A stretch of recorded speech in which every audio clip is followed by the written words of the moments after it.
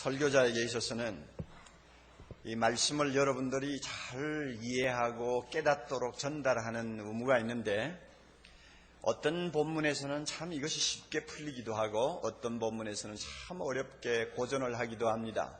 아마 오늘 우리가 읽은 이 본문요, 마음이 청결한 자는 복이 있나니 저희가 하나님을 볼 것이며, 설교자에게 있어서는 굉장히 어려운 본문입니다. 저 자신이 이해를 못해서 어렵다기보다는 어떻게 하면 우리 성도들이 이 말씀을 지금 하나님이 자신에게 주시는 살아있는 음성으로 받을 수 있도록 바로 전달할까 하는 것이 결코 쉬운 일이 아니라는 것을 제가 한 주간 동안 내내 씨름하면서 느꼈습니다. 그래서 참 제가 고심을 많이 하고 기도도 하고 그랬는데요, 결국 오늘 제가 설교를 하지 않을 수가 없어서 합니다만은 반드시 죽을 쓸 것입니다. 그러니까 이렇게 죽을 쓰는 설교를 통해서도 성령께서 여러분 각자 마음에 이 말씀의 의미가 이것이고 이 말씀은 바로 나를 위해서 주시는 하나님의 음성이구나 할 수 있도록 성령께서 여러분 하나하나를 도와주시기를 바랍니다. 사람은 세상을 살 때 무언가 보면서 삽니다. 그 대상이 물질적인 것일 수도 있고 정신적인 것일 수도 있습니다. 사업을 하시는 분들은 눈을 감으나 뜨나 돈을 보고 뛵니다. 예술을 하는 사람들은 어떤 경지의 미를 추구하는 데서 눈을 떼지 못하는 것이 대부분입니다. 그리고 정치하는 분들은 권력과 명예를 항상 눈앞에 두고 삽니다. 사랑에 빠진 사람은 사랑 외에는 눈에 들어오는 것이 아무것도 없습니다. 이렇게 사람들은 무언가 보면서 한 생을 살게 되어 있는데, 어떤 의미에서는 그 사람이 무엇을 평생 보면서 뛰느냐를 우리가 놓고 평가할 때 그 사람의 질을 우리가 알아볼 수 있다고 해도 과언이 아닙니다. 그러면 예수 믿는 사람은 어떤가? 예수 믿는 사람도 대동소이합니다. 우리가 이 세상에서 똑같이 불신자들과 함께 사회생활을 해야 되지 않습니까? 예수 믿고 믿음 좋다고 해서 세상 사람들이 하는 것을 우리가 하지 않고 사는 법은 없지 않아요? 그러니까 우리 역시 뭔가 각자 성취하려고 하는 목표를 앞에 놓고 그것을 쳐다보면서 뛰는 삶을 살아야 합니다. 구약의 야곱이라고 하는 위대한 족장을 여러분이 아시죠? 야곱이 20년 동안 처가에 얹혀서 살았습니다. 그 마음은 항상 꿈이 있어요. 어떻게 하면 내 기반 좀 닦아가지고 독립할까? 이게 그 사람의 평생 잊어버릴 수 없는 꿈이었어요. 그러니 20년 동안 야곱은 무엇을 쳐다보고 살았느냐? 아롱진 양, 얼룩달룩한 염소, 까만 소, 하여튼 흰 거 빼놓고는 알룩달룩하고 검고 점 있고 하여튼 뭔가 좀 점이 섞여 있는 짐승만 20년 동안 쳐다보고 살았어요. 왜냐하면 그것은 자기 것이 되니까. 하얀 것은 다 삼손 것이지만 그런 얼룩진 것은 전부 자기 것이 되도록 계약이 되어 있으니까 눈에 보이는 게 전부 얼룩달룩한 것밖에 없었어요.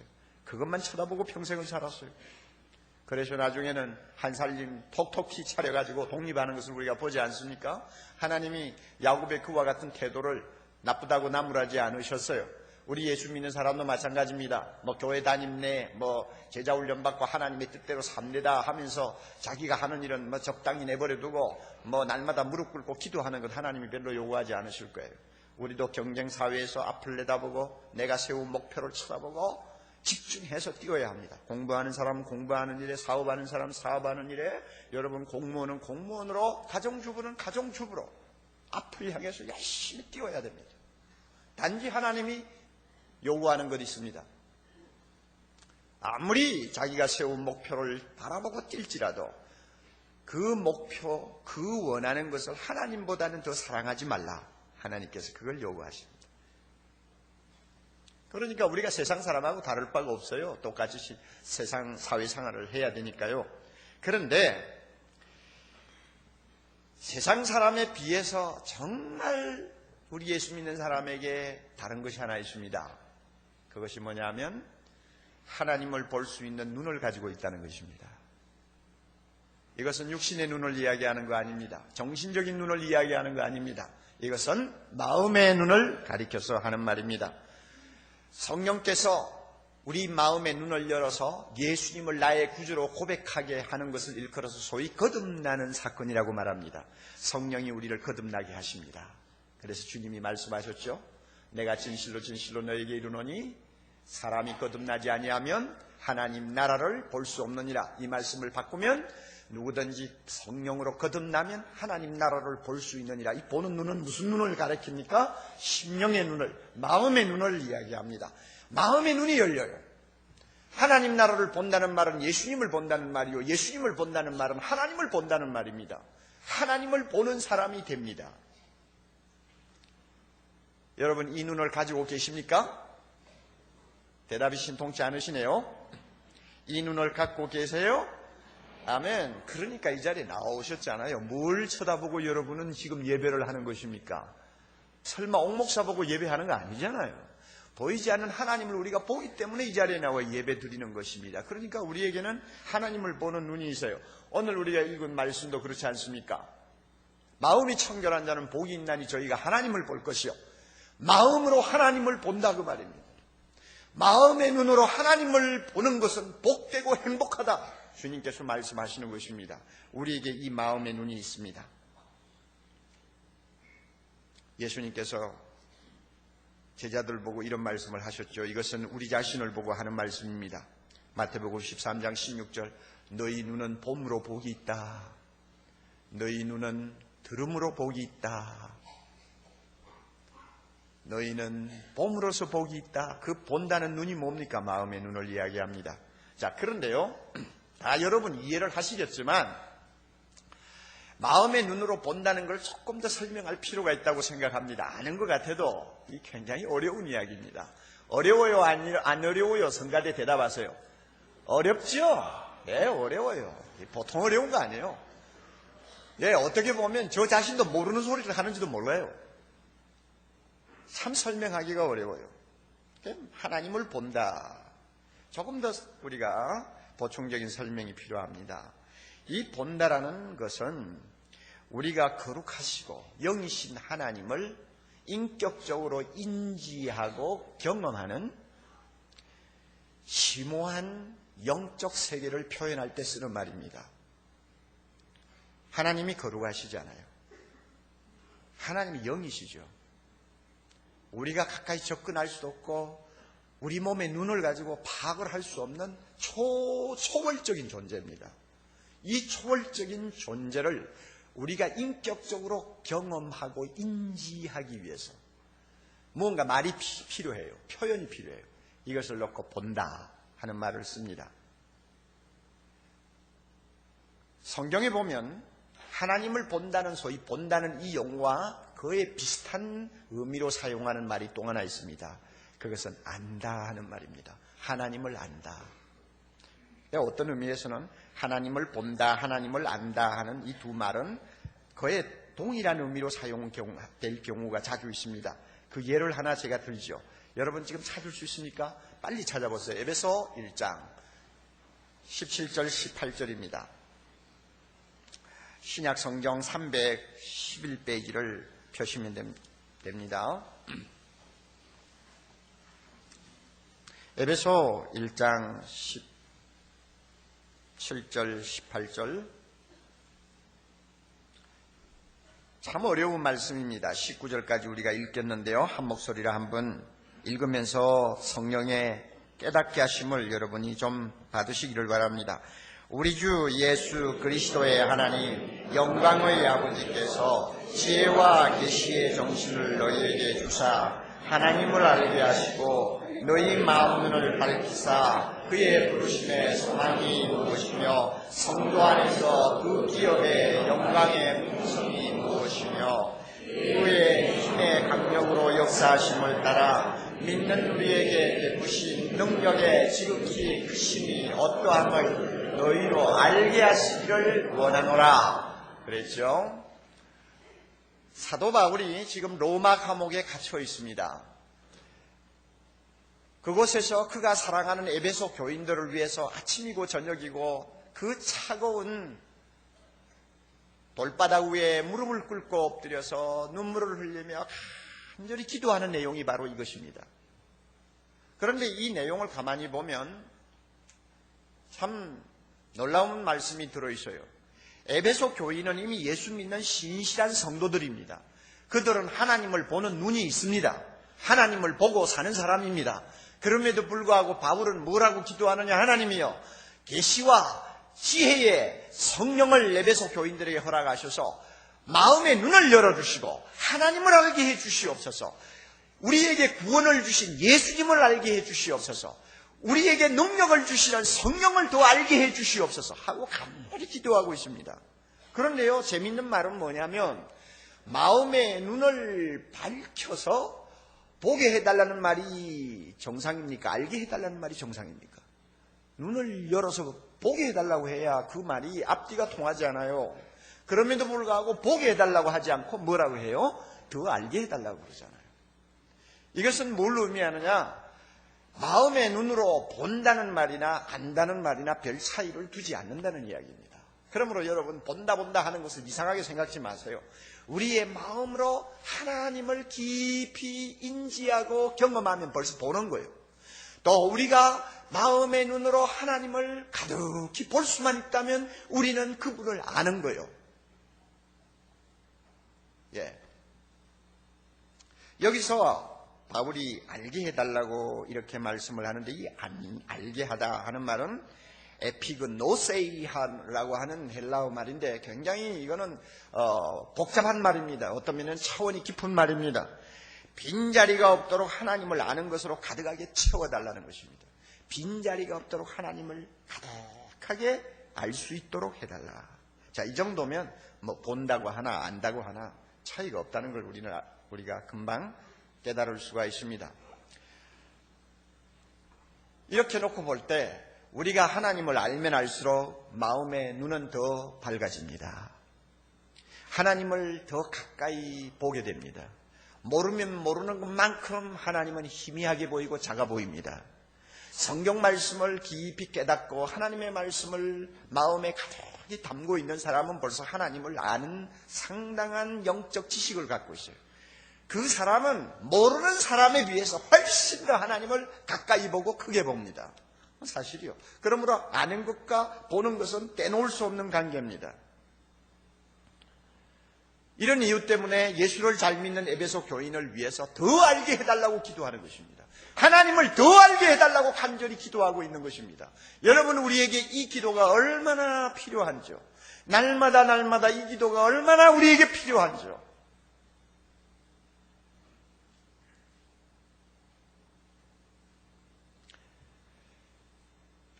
그런데 우리가 여기서 한 가지 꼭 또 명심을 해야 될 것이 있습니다. 예수님의 말씀에서 우리가 그 사실을 발견할 수 있습니다. 하나님을 아는 것만으로 만족하지 않아요. 하나님을 보려면 또 하나 아주 필요한 요건이 있습니다. 마음이 청결한 자는 복이 있나니 저희가 하나님을 볼 것이요. 마음이 청결해야 된다고 주님은 말씀합니다. 마음이 청결해야 된대요. 청결하다는 말,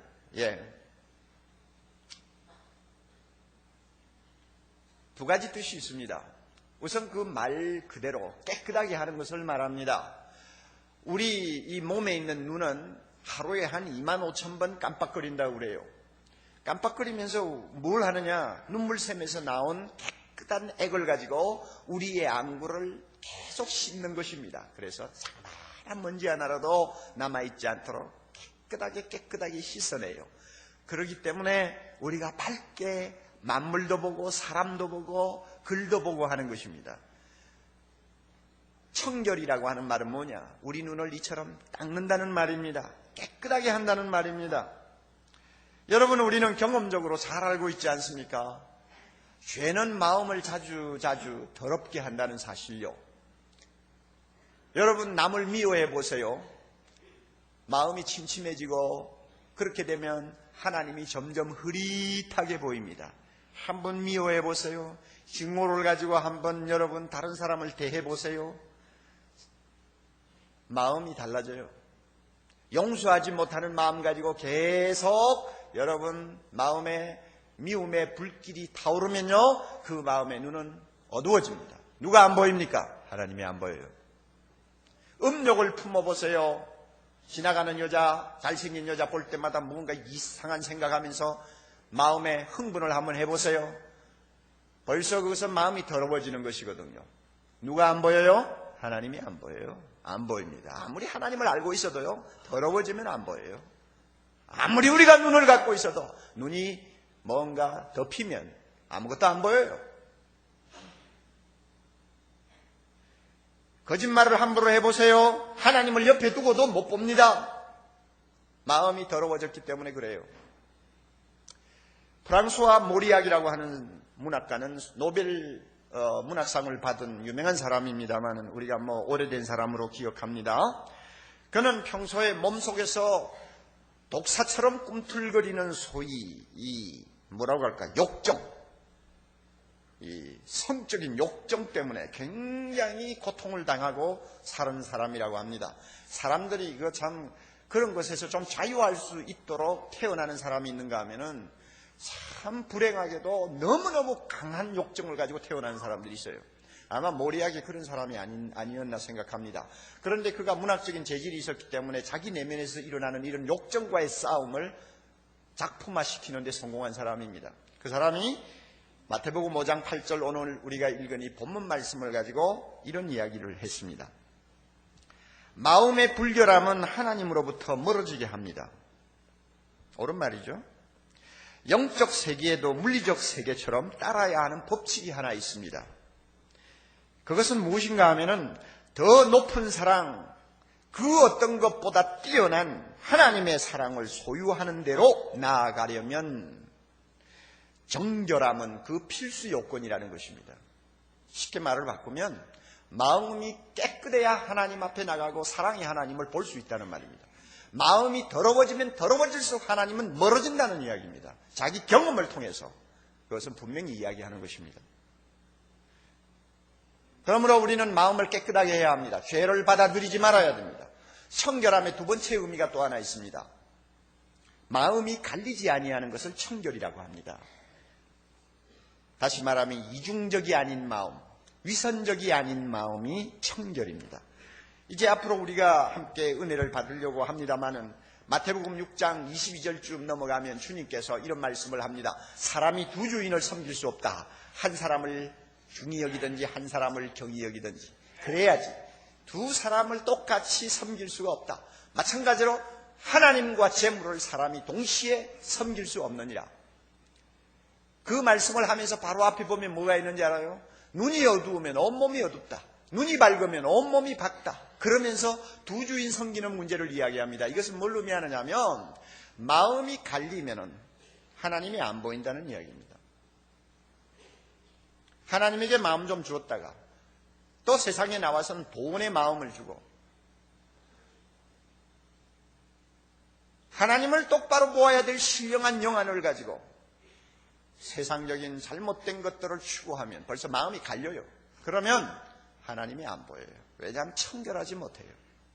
두 가지 생각을 한꺼번에 갖고 있으니까 마음이 하나님 보시기에 청결하지 못한 것입니다. 우리가 눈을 감으나 뜨나 하나님 보면서 살기를 원합니까? 청결해야 돼요. 깨끗이 해야 되고 마음을 갈라놓으면 안 됩니다. 오늘 우리 각자에게 스스로 물어봅시다. 성령께서 사랑하는 형제들의 영혼을 향하여 이렇게 물으시기를 바랍니다. 너는 하나님을 보고자 하는 거룩한 열망이 있느냐? 하나님을 보고 싶어하고 하나님을 더 가까이 다가가서 그분을 알고 그분을 보고 싶은 거룩한 열망이 너희 마음에 있느냐?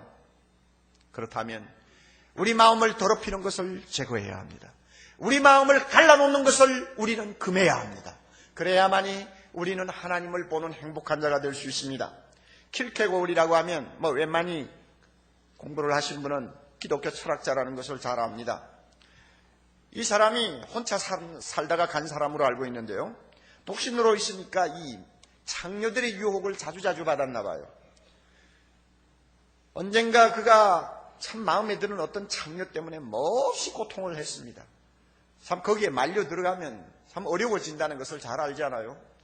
그런데 마음은 자꾸 끌리니까 이걸 어떻게 할 수가 없어가지고 몹시 고통을 당하다가 결국 일기장에다가 그는 이런 말을 썼습니다.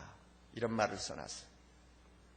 마음의 깨끗함, 진정한 마음의 깨끗함은 오직 한 가지 목적에 몰두하는 데 있습니다. 하나님께 속한 거룩한 목적에 내가 몰두할 때에 나는 내 마음이 깨끗해지는 것을 느낍니다.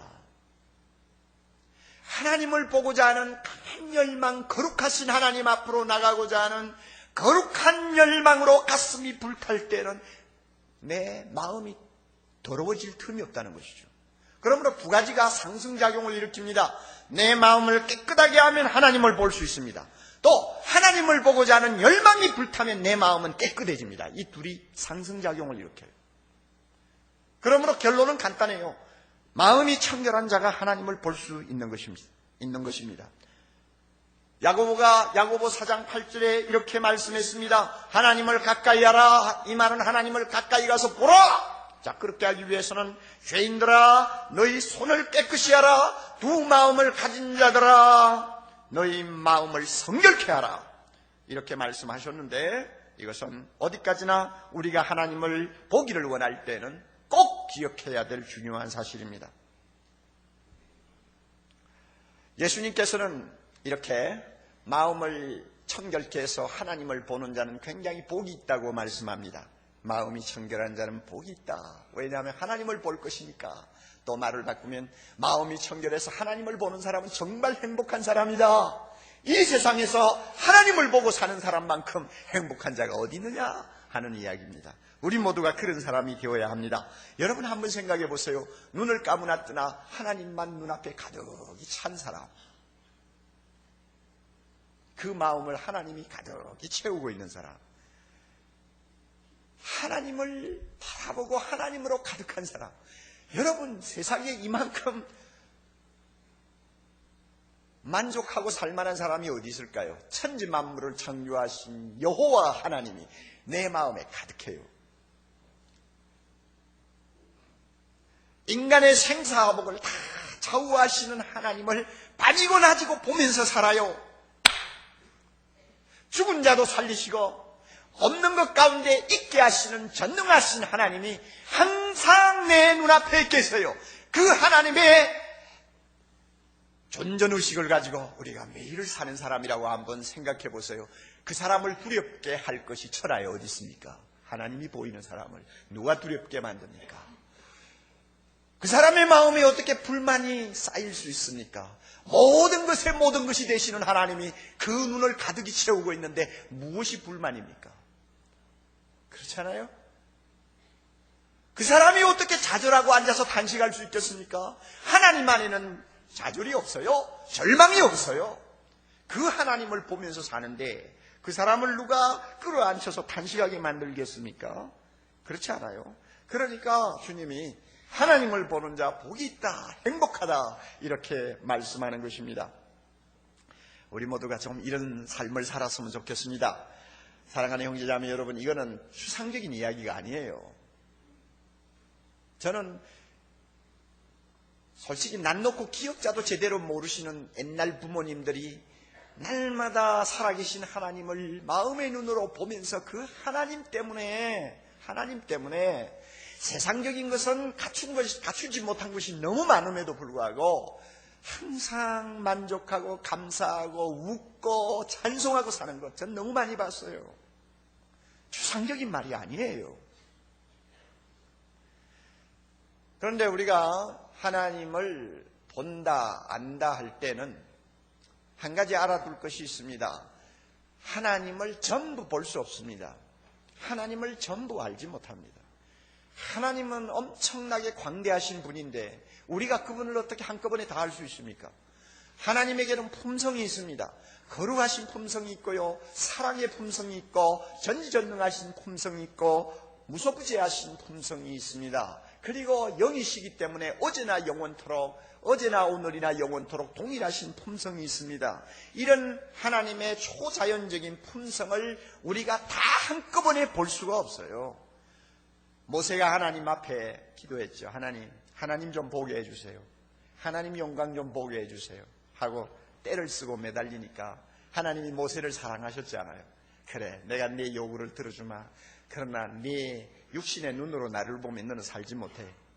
그러나 내 요구를 들어주마 하고는 모세 앞을 지나면서 하나님이 손으로 모세를 잠깐 덮었다가 놓았는데 모세는 뭐만 봤죠?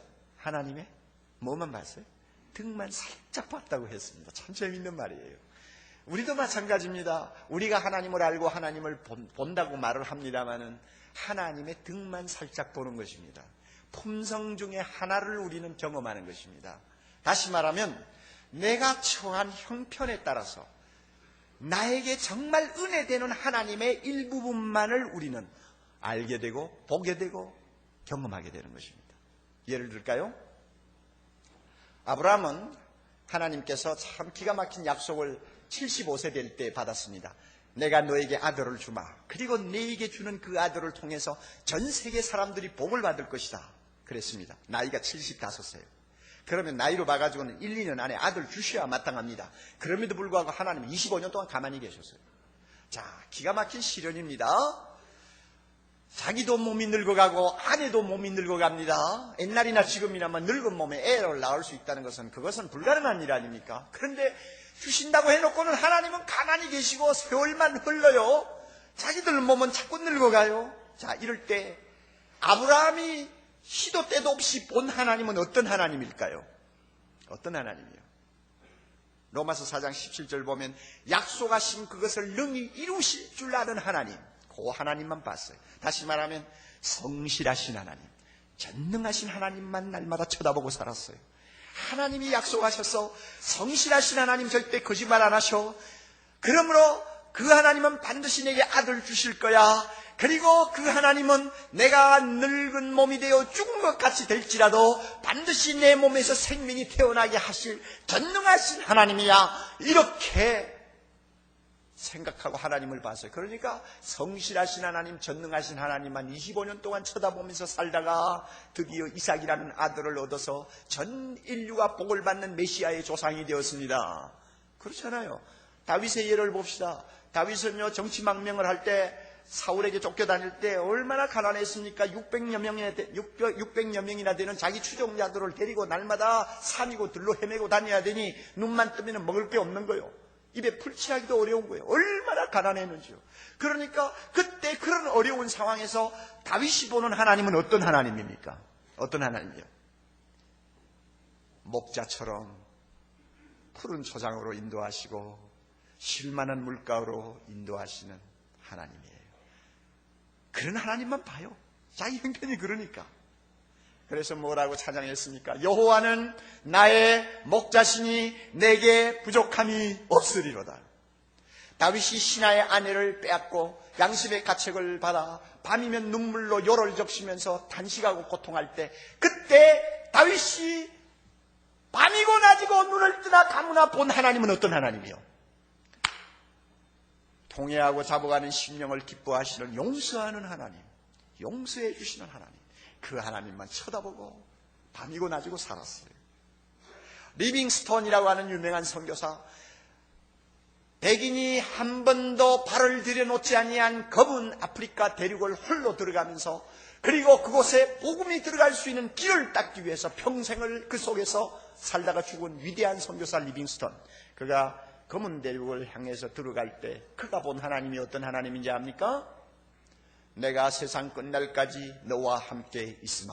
임마누엘의 하나님이었어요. 평생 그 무서운 정글 속에서 리빙스톤이 바라본 하나님은 그 하나님이요, 함께 하시는 하나님. 그러므로 승리했잖아요. 저와 같은 경우는 어떤 하나님을 날마다 보고 사는지 압니까? 뭐 하나님이 전능하시니까 전능하신 하나님, 치료하시는 하나님, 또 지혜로우신 하나님, 전부 욕심이 다 나지만 지난 몇 년 동안 저 자신이 여러 가지 참 심적인 참 고통을 겪을 때가 많았어요. 자꾸 겁이 나요. 여러분이 겁이 나요. 여러분을 보면 겁이 나요. 이해를 하겠어요? 무슨 말인지? 제가 잘못하면 여러분의 영혼이 병이 듭니다. 제가 잘못하면 여러분이 엉뚱한 길로 가요. 이것은 하나님의 교회입니다. 여러분을 볼 때마다 겁이 나고 저 자신의 연약함 때문에 자주 진통하는데, 그럴 때마다 제가 보는 하나님은 어떤 하나님이냐? 불쌍히 여기시는 하나님. 항상 기도할 때, 찬송할 때 제 눈에 나타나는 하나님은 불쌍히 여기시는 하나님. 그래서 잘못한 거 있어도 괜찮다 하고 등 두드려주는 하나님.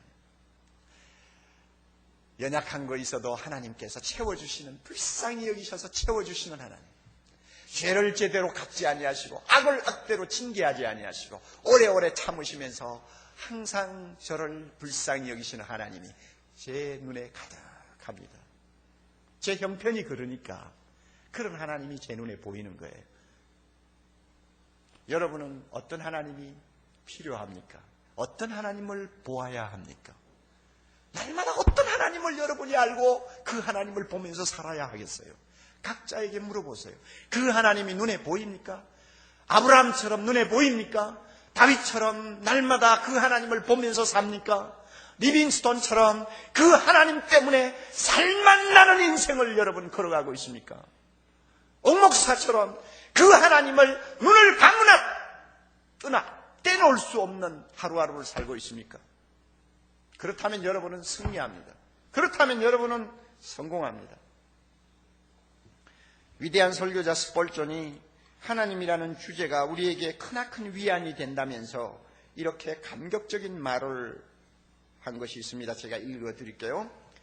오, 그리스도를 묵상하는 것에는 모든 상처를 치유하는 치유제가 있습니다. 하나님 아버지를 명상하는 것에는 모든 슬픔을 근절시켜주는 것이 있습니다. 성령의 감화력 안에는 모든 아픈 것을 잊게 해주는 진통제가 있습니다. 여러분의 슬픔을 잊고자 합니까? 여러분의 염려들을 잊고 싶습니까? 그렇다면 신성의 깊고 깊은 바다, 하나님을 보는 깊고 깊은 바다에 잠겨 보십시오. 하나님의 광대함에 몰두해 보십시오. 그러면 여러분은 편히 쉬다가 나오는 사람처럼 기운이 나고 생기가 돌 것입니다. 저는 하나님을 열심히 묵상하는 것보다 더 영혼의 위로를 주는 것을 알지 못합니다. 슬픔과 비탄의 굽이치는 파도를 그처럼 진정시키며 시련의 바람들을 평온하게 해주는 것을 알지 못합니다. 참 아름다운 고백이죠. 쉽게 간단하게 표현하면 하나님을 더 알고 하나님을 가까이 가서 보는 사람은 마음의 병을 싹 쓸어낸다는 말입니다. 건강한 신앙생활은 무엇입니까? 거룩하신 하나님을 보고자 하는 열정의 연속입니다. 건강한 신앙생활이 뭡니까? 하나님을 더 많이 알고자 하는 갈망의 연속입니다. 우리가 왜 창조되었습니까? 하나님을 알기 위해서입니다. 우리가 왜 살고 있습니까? 거룩하신 하나님을 알기 위해서입니다. 영생이 무엇입니까? 하나님을 아는 것입니다. 우리가 한 번뿐인 인생을 살 만한 가치가 있는 무엇으로, 다시 말하면 땀 흘려서 가꾸어야 할 보람된 무엇으로 만들려면 거기에 부응하는 큰 목표가 있어야 합니다. 그 목표가 뭡니까? 하나님을 아는 것입니다. 내가 세상에서 성공해야 되는 이유도 하나님을 알기 위해서입니다.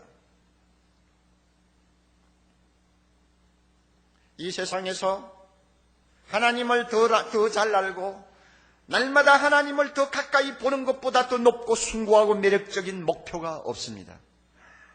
그러므로 여러분, 우리가 겸허하게 우리 자신을 돌아봅시다. 왜 나는 날마다 비참해지는가? 눈에 누가 안 보이기 때문이요? 하나님이 안 보여서 그래요. 우리는 왜 날마다 힘을 잃어버리고 주저앉는가? 전능하신 하나님이 눈에 안 보여요. 이유가 어디 있는가를 찾자고요. 우리의 마음이 정결하지 못할지 몰라요. 뭔가 더러워져 있어요. 마음이 갈려 있어요. 그러니까 하나님이 보여도 희미하게 보여요. 희미하게 보이는 게 무슨 의미가 있습니까? 보나만 하죠. 그게 무슨 나에게 힘을 줄 수 있고 나로 하여금 용기를 갖게 하며 소망을 갖게 할 수 있습니까? 희미하게 보이는 하나님이 무슨 의미가 있어요? 우리가 원인을 찾아야 합니다. 내 가정이 왜 이 모양인가? 단식하지 말고 원인을 찾으세요. 부부 사이가 왜 이렇게 사나운가? 이유를 찾으세요. 내 자식이 왜 저 모양인가? 이유를 찾으세요. 하나님을 다 보고 살면 그런 일들이 일어나지를 않습니다.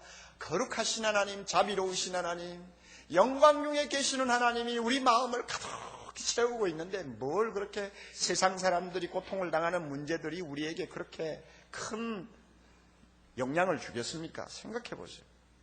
그러므로 여러분, 마음이 청결하여 하나님을 보는 자는 진정 행복한 사람입니다. 세상을 보지 마세요. 썩습니다. 사람을 보지 마세요. 우리는 실망합니다. 오직 하나님만 보면서 살아야 합니다. 하나님을 더 가까이 보면서 살아야 합니다.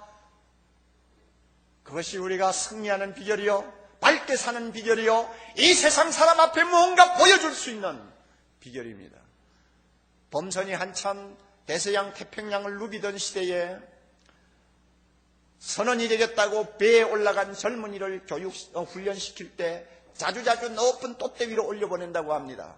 10m, 20m 되는 돛대 위로 올라가서 돛을 감든지 망을 보면요, 그게 얼마나 정신이 없겠어요. 막 배가 흔들리면 바다가 온통 자기에게 쏟아지는 것처럼 느껴질 것이고 막 현기증이 나고 잘못하면 떨어지는 것 같고 얼마나 힘들어요. 그래가지고 어떤 데는 비명도 지르고 야단복석을 치나 봐요. 처음 배를 탄 젊은이들은.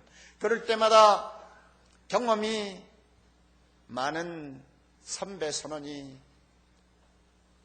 위를 향해서 이렇게 외친다고 합니다. 야! 바다를 보지 마! 물을 보지 마! 하늘을 봐! 하늘을 봐! 왜 아래를 보니 위를 봐! 이런데요. 그렇지 않아요? 위를 보고 하늘을 보면 아무리 배가 요동쳐도 두렵지 않아요? 어지럽지 않아요? 자꾸 물을 보고 자꾸 배를 보니까 정신이 없지. 믿음의 주여 온전케 하시는 예수님을 바라보고 그 하나님을 날마다 쳐다보는 사람, 세상이 요동쳐도요 절망하지 않습니다. 아멘. 문제는 하나님이 보이느냐 안 보이느냐, 하나님이 보여도 희미하게 보이느냐, 또록또록하게 보이느냐, 작게 보이느냐, 크게 보이느냐에 좌우되는 것입니다. 우리 예수님의 말씀은 거짓이 아니에요. 마음이 청결한 자는 복이 있다. 하나님을 볼 것이기 때문이다. 마음이 청결하여 하나님을 날마다 보고 사는 사람은 정말 행복한 사람이다. 그 사람을 세상이 어떻게 감당하겠느냐, 그 사람을 누가 이기겠느냐, 그 사람이 어떻게 좌절할 수 있겠느냐, 절망할 수 있겠느냐, 불평불만할 수 있겠느냐. 하나님 보고 사는 사람은 이 세상이 감당하지 못하는 강자가 된다는 것입니다. 우리 모두 이와 같은 사람 될 수 있기를 바랍니다. 이와 같은 은혜가 있기를 바랍니다. 다 같이 기도하십시다.